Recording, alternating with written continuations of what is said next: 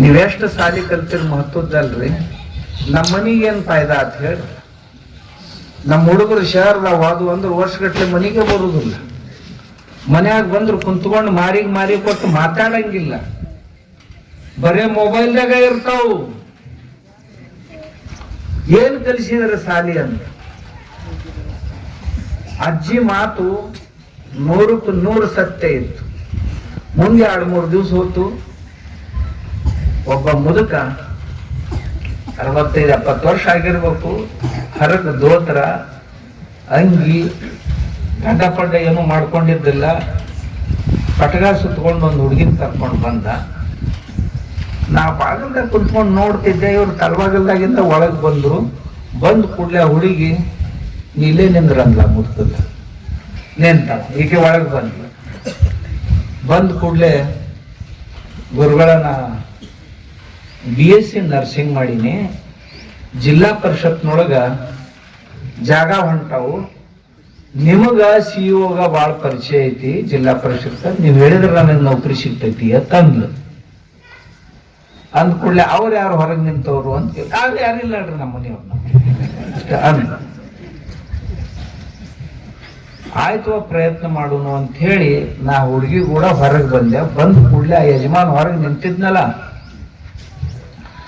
ಅವ ನನ್ನ ಪಾದದ ಮ್ಯಾಗ ಬಿದ್ದವನ, ಯಪ್ಪ ಏನಾರು ಮಾಡ್ರಿ ನನ್ನ ಮಗಳಿಗೆ ಇಟ್ಟು ನೌಕರಿ ಹಚ್ಚ್ರಿ, ಎಷ್ಟಾದ್ರೆ ನನ್ನ ಜೀವನದ ದೊಡ್ಡ ಸಮಸ್ಯೆನ ಬಗೆಹರಿದು ಹೋಗ್ತೈತ್ರಿ ಅಪ್ಪ ಅಂತ ತರ ನಡ್ಕೋತ ಅವ ಕೈ ಮುಕ್ಕೊಂಡ್ ನಿಂತ. ನನಗೆ ಎಷ್ಟು ಕೆಟ್ಟ ಅನಿಸ್ತು ಅಂದ್ರ, ತನ್ನ ಮಗಳ ಸಲುವಾಗಿ ತರ ನಡ್ಕೊಂತ ಅಳ್ಕೊಂತ ಬಂದ್ ಮನುಷ್ಯಾಗ ನಮ್ಮಪ್ಪ ಅಂತ ಹೇಳಾಕಿ ನಾಚಿಗೆ ಪಟ್ಟಿದ್ಲಲ್ಲ, ನಾ ಕಲಿಸಿದ ಶಿಕ್ಷಣ ಎಲ್ಲಿಗೆ ಬಂತು ಅಂತ ನನಗೆ ನಾಚಿಗೆ ಬಂತು. ನಮ್ಮಪ್ಪನ ಅಪ್ಪ ಅಂತ ಹೇಳಕ್ ತಯಾರಿಲ್ಲಲ್ಲ ಈಕೆ, ನಮ್ಮಪ್ಪ ಅಂತ ಹೇಳಕ್ ತಯಾರಿಲ್ಲಲ್ಲ ನಾವು. ಈ ಶಿಕ್ಷಣ ತಗೊಂಡು ಏನ್ ಮಾಡೋದೈತಿ, ಏನ್ ಬೆಂಕಿ ಹಚ್ಚೋದೈತಿ. ವಿಡಿಯೋ ಬಂದೊಬ್ಬ ನನ್ನ ಹತ್ರ, ಎಲ್ಲಿ ಸೀಟ್ ಸಿಗ್ತಿದ್ದಲ್ರಿ ಅಂತ ಇಂಗ್ಲಿಷ್ ಮೀಡಿಯಂ ಶಾಲ್ಯಾಗ ನಮ್ಮ ಹುಡುಗನ್ನ ನಾ ವಿಡಿಯೋ ಇರೋದ್ರಿಂದ ನಾನು ವಶೀಲಿಲ್ಲ ಅವಾಗ ಶಾಲ್ಯಾಗ ಹಾಕಿದ್ದೇನ್ರಿ, ಕಲಿಸಿದೆ ಅಂದ ಕೂಡ್ಲೆ ಈಗ 6-7 ವರ್ಷ ಆತ್ರಿ ಕಾಲೇಜ್ ಗೀಜೆಯಲ್ಲಿ ಎಲ್ಲ ಮುಗ್ದೈತಿ, ನೌಕರಿ ಇಲ್ಲ. ಅವ್ ನೌಕರಿ ಹಚ್ಚ್ರಿ ಅಂತ ಗನ್ನ ಹತ್ತಾನ. ದಿನಾ ಮನ್ಯಾಗ ಜಗಳನ ಮಾಡ್ತಾನ್ರಿ. ನಾ ಇಡೀ ತಾಲೂಕಿಗೆ ಕಲಿಸಿದ ಅಧಿಕಾರಿ, ಇಡೀ ತಾಲೂಕಿಗೆ ನಾ ಕಲಿಸಿದ ಅಧಿಕಾರಿ, ನಾ ಈಗ ಅವನ ಕಡೆಯಿಂದ ಕಲಿದು ಬಂದೈತ್ರಿ. ನಮ್ಗೂಡ ನೆಟ್ಟಗ್ ಮಾತಾಡೋದಲ್ರಿ. ನಾ ಶಿಕ್ಷಣಾಧಿಕಾರಿ, ಇಡೀ ತಾಲೂಕ ನನ್ನ ತಾಳದ ಮ್ಯಾಗ ಕುಣಿತೈತಿ. ಆದ್ರ ಇವತ್ತ ನನ್ನ ಮಗ ನನ್ಗೂಡ ನೆಟ್ಟಗ್ ಮಾತಾಡಲ್ರಿ. ಏನ್ ಮಾಡ್ರಿ ಗುರುಗಳ ಅಂತಂದ.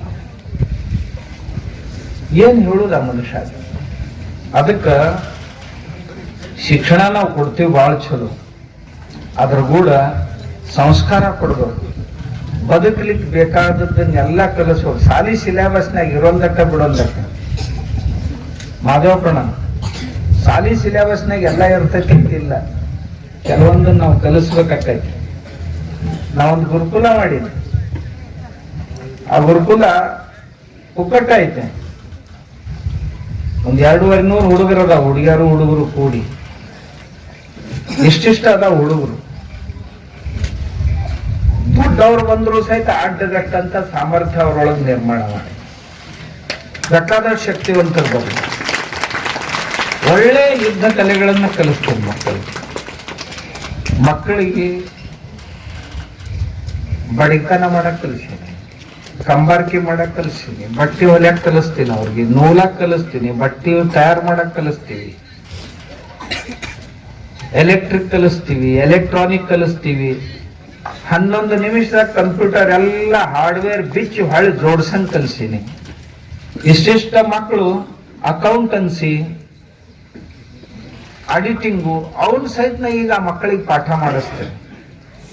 ಇತಿಹಾಸ ಚಂದನ ಇತಿಹಾಸ ಕಲಿಸ್ತೀವಿ, ಭೂಗೋಳ ಕಲಿಸ್ತೀವಿ.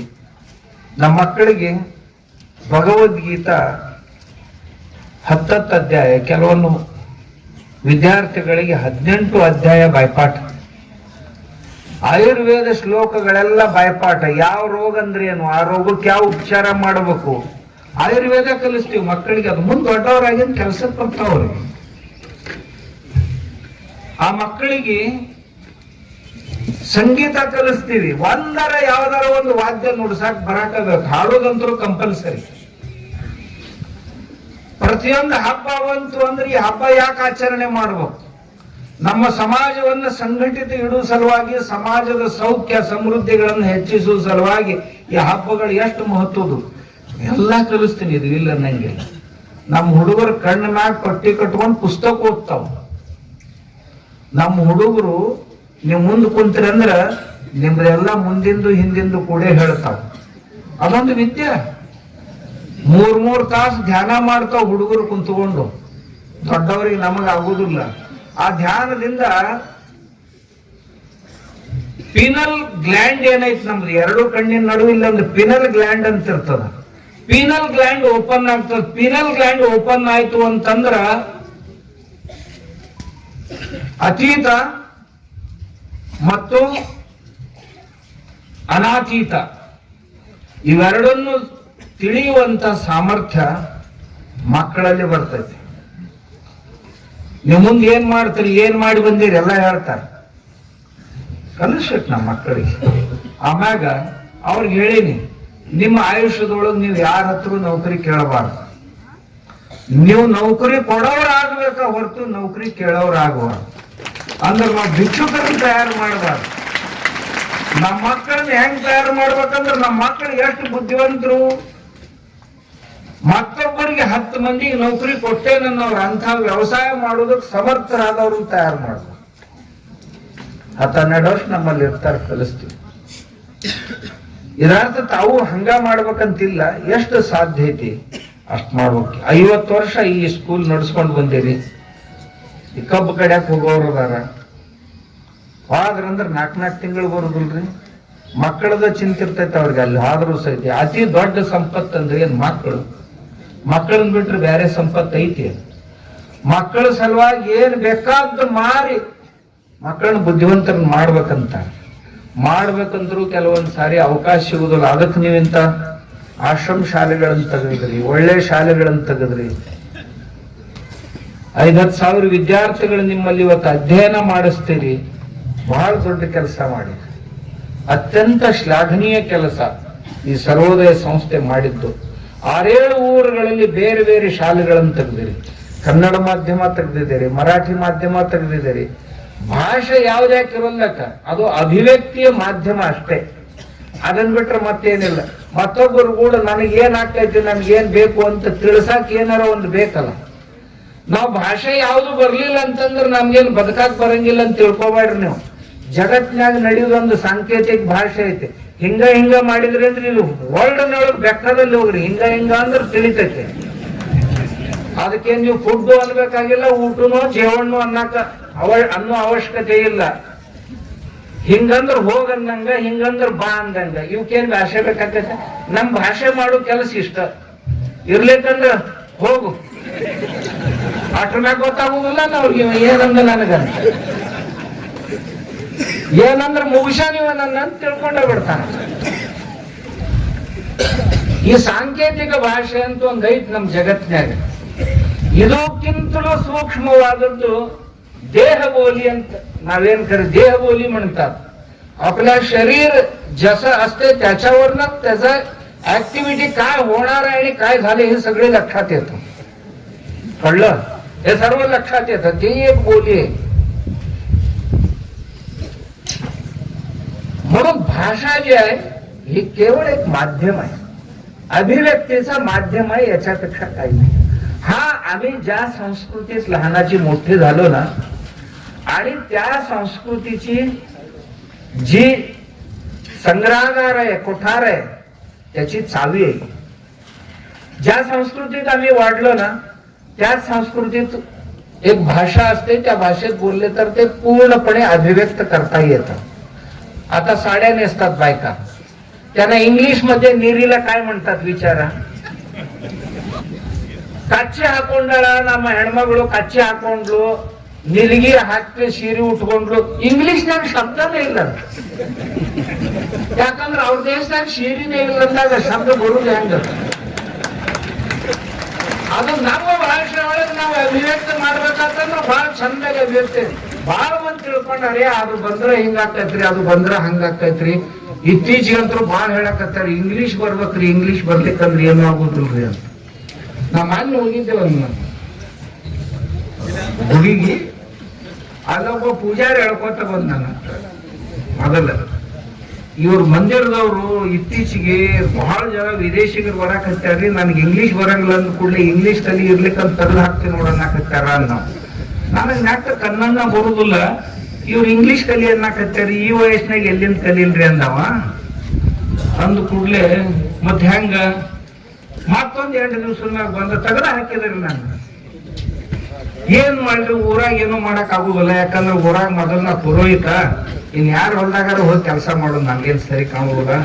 ಹೊಕ್ಕಿ ನನ್ನ ಹೋಗಿ ಮುಂಬೈದಾಗ ಈಗ ಆ ಕಡೆ ಈ ಕಡೆ ನೋಡ್ದ, ಬಜಾರ್ದೊಳಗೆ ಒಟ್ಟು ಇಲ್ಲೇನು ಮುಕ್ಕೋತಾರ ಇಲ್ಲಿ ಊರಾಗ. ನಾವು 24 ತಾಸು ಚಾಲೂನ ಗಾಡಿಗಳು ಹೋಗೋರು ಬರ್ತಾವ. ನೋಡ್ದೆ ಚಹಾ ಕುಡಿಬೇಕಂತ ತಲೆಬಾತು, ಬರೇ ದೊಡ್ಡ ದೊಡ್ಡ ಅಂಗಡಿಗಳ. ಇವ ಚಹಾ ಕುಡಿಬೇಕಂತ ಅಂಗಡಿಯಾಗ ಹೋಗಿ ಚಹಾ ಕೇಳಿದ, 100 ರೂಪಾಯಿ ಹೇಳಿದ. 100 ರೂಪಾಯಿ ಚಹಾ ಕುಡಿದು ಹೊಳ್ಳಿ ಊರಿಗೆ ಹೋಗುದು ಹೆಂಗಂದ ಅಂದು. ಬಹುತೇಕ ಇಲ್ಲಿ ಕಡಿಮೆ ರೊಕ್ಕದಾಗ ಚಹಾ ಸಿಗುದಿಲ್ಲ ತಿಳ್ಕೊಂಡು ಒಬ್ಬ ದೊಡ್ಡ ಅಂಗಡಿ ಅವ್ನು ಭೇಟಿಯಾಗಿ, ಒಂದ್ ಜನ ಜಾಗ ಕೊಡ್ರಿ, ಇಲ್ಲ ನಾ ಚಾದ ಅಂಗಡಿ ಹಾಕ್ತೀನಿ ಅಂದ. ಅವನು ಒಂದು ನಮ್ಮ ಅಂಗಡಿಯಾಗ 200 ಮಂದಿ ಐತಿ, ಮತ್ ಅವ್ರಿಗೆ ಸೊಯ್ದಾಗ ಚಹಾ ಕೊಡ್ತೀನಿ ಅಂದ. ಸೊಯ್ದಾಗ ಯಾಕ್ರಿ, ಜಾಗ ಕೊಡ್ರಿ, ಪುಕ್ಕಟ್ಟೆ ಕೊಡ್ತೀನಿ ಚಹಾ. ಅವ ಜಾಗ ಕೊಡ್ತಾನ ಅಂಗಡಿ ಮೌಲಿತ್ರಿ, ಅವ್ನು ದೊಡ್ಡ ಚಹಾ ಜಾಗ ಕೊಟ್ಟು ಕೂಡ್ಲೆ ಇವ ಚಹಾದ ಅಂಗಡಿ ಹಾಕಿದ. ಆಚೆ ಕಡೆಯವ್ರು ಈಚೆ ಕಡೆಯವ್ರು 10-20 ಅಂಗಡಿ ಮಂದಿ ಚಹಾ ಕೇಳಕ್ ಹತ್ತಿದ್ರು. ಇವ ಅಂದ, ನನಗೆ ಒಬ್ಬವಾಗ ನೀವು ಹೆಂಡತಿ ಕರ್ಕೊಂಡ್ ಬರ್ತೀನಿ. ಊರಿಗೆ ಹೋಗಿ 2 ಮಕ್ಕಳು ಕರ್ಕೊಂಡ್ ಬಂದ್ರಿ. ಅವ ಬಾಡಿಗೆ ಕೂಲಿ ತಗೊಂಡು ಚಹಾ ಮಾರಕತ್ತಿದ. ಅವರು ಎಲ್ಲ ಕೆಲಸಗಾರೆಲ್ಲ ಪರಿಚಯ ಅವರು, ಬರೇ ಚಹಾ ಏನ್ ಮಾಡ್ತೇವೆ, ಒಂದ್ ಜರ ಉಪ್ಪಿಟ್ಟು ಗಿಪ್ಪಿಟ್ಟು ಮಾಡಕ್ ಬರ್ತಿತ್ತಂದ್ರೆ ಅದನ್ನು ಇಡುವಲ್ಲ ಅಂದ್ರು. ಹೆಂಡತಿಗಂದ ಮಾಡ್ತೇನೆ ಒಂದ್ ಜರ ತಕ್ಕೆ ಅಂತ ಮಾಡೋನಲ್ಲ ಅಂದ್ರು. ಉಪ್ಪಿಟ್ಟು ಮಾಡಿದ್ರು, ಸುಸ್ಲಾ ಮಾಡಿದ್ರು, ಅವಲಕ್ಕಿ ಮಾಡಿದ್ರು, ಅದು ಚಲೋ ಶುರು. ಆಚೆ ಕಡೆ ಓಣಿಯವರು ಇಷ್ಟು ದೂರದಿಂದ ಚಹಾ ತರ್ತಿದ್ಯಾ ತಣ್ಣಗಾಕತಿ, ನಮ್ಮ ಓಣ್ಯಾಗ ನಾವು ಜಾಗ ಕೊಡ್ತೀವಿ, ಈಚೆ ಕಡೆಗೆ ಅಲ್ಲಾಗ ಒಂದು ಹಾಕಂದ್ರು. ಹನ್ನೊಂದು ತೆಗದ್ರ ಬ್ರಾಂಚ್ ಅವನು ಒಂದ್ 20-25 ಬ್ರಾಂಚ್ ಅದು ಮುಂದ. ಆಗಿಂದ ಕಂಡಕ್ಟರ್ ರೊಕ್ಕ ಫೇಮಸ್ ಆದನ್ರಿ ಹೋಟೆಲ್ ಬಿಸ್ನೆಸ್ ನೊಳಗ. ಫೇಮಸ್ ಆದ ಕೂಡ ಒಬ್ಬ ದೊಡ್ಡ ಬಿಲ್ಡರ್ ಬಂದ.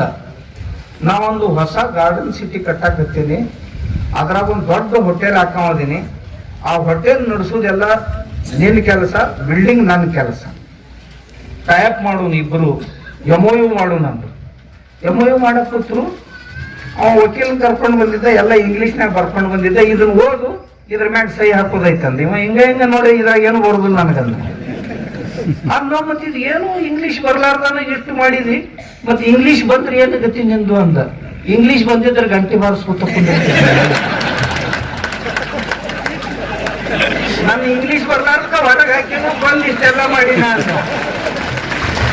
ತಿಳಿತೇನೆ ನೀವು. ಅದಕ್ಕೆ ಬಾಳ ಮಹತ್ವ ಕೊಡಕ್ ಹೋಗ್ಬೇಡ್ರಿ, ಯಾಕೆ ಬೇಕಂತ. ನಾವು ಯಾವ್ದ್ರೊಳಗೆ ಬೆಳೆದ್ ದೊಡ್ಡವರಾಗಿವಲ್ಲ, ಅದು ನಮ್ಮನ್ನ ದೊಡ್ಡವ್ರನ್ನ ಮಾಡ್ತೈತಿ. ಅದಕ್ಕ ಇಂಥ ಗ್ರಾಮೀಣ ಭಾಗದೊಳಗೆ ತಾವು ಎಷ್ಟು ಚಂದ ಸಂಸ್ಥಾ ಕಟ್ಟಿ ಬೆಳೆಸಿರಿ, ಬಹಳ ಸಮಾಧಾನ ಆಯ್ತು. ಅದು ನಮ್ಮ ವಿನೋಬಾಜಿಯವರ ತತ್ವದ ಆಧಾರದ ಮೇಲೆ ಗಾಂಧೀಜಿಯವರ ಪರಂಪರೆಯನ್ನು ನಡೆಸೋರು 3 ಮಂದಿ. ಒಬ್ಬರು ನೆಹರೂರವರು, ಇನ್ನೊಂದು ಜಯಪ್ರಕಾಶ್ ನಾರಾಯಣ ಅವರು, 3ನೇದವರು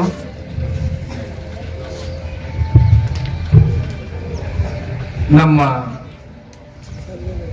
ವಿನೋಬಾ ಭಾವೆ ಅವರು. ಇವರು 3 ಮಂದಿ ಗಾಂಧೀಜಿಯವರ ಅನುಯಾಯಿಗಳು. 3 ಮಂದಿ ಏನು ಅರ್ಥ ಮಾಡ್ಕೊಂಡ್ರು ಗೊತ್ತಿಲ್ಲ. ನೆಹರು ಅವ್ರದೊಂದು, ಅವರು ಗಾಂಧಿಯನ್ನ, ಜಯಪ್ರಕಾಶ್ ನಾರಾಯಣನು ಗಾಂಧಿಯನ್ನು. ಒಬ್ಬ ದೇವರು ಧರ್ಮ ಹಿಡ್ಕೊಂಡೆಲ್ಲ ಮಾಡಿದ, ಒಬ್ಬ ತಾತ್ಸಾರನು ಮಾಡ್ಲಿಲ್ಲ, ಹಿಡ್ಕೊಂಡು ಹೋಗ್ಲಿಲ್ಲ, ಇದ್ದಂಗ ಇರ್ಲಿ ಅಂದ. ಮತ್ತೊಬ್ಬ ಅಂದ ಆ ಕಡೆ ಹಾದ್ರಿ ಅಂದ್ರೆ ನೋಡಂದ. 3 ಮಂದಿ ಗಾಂಧಿಯನ್ನೇ ಇವರು. ಆದ್ರೆ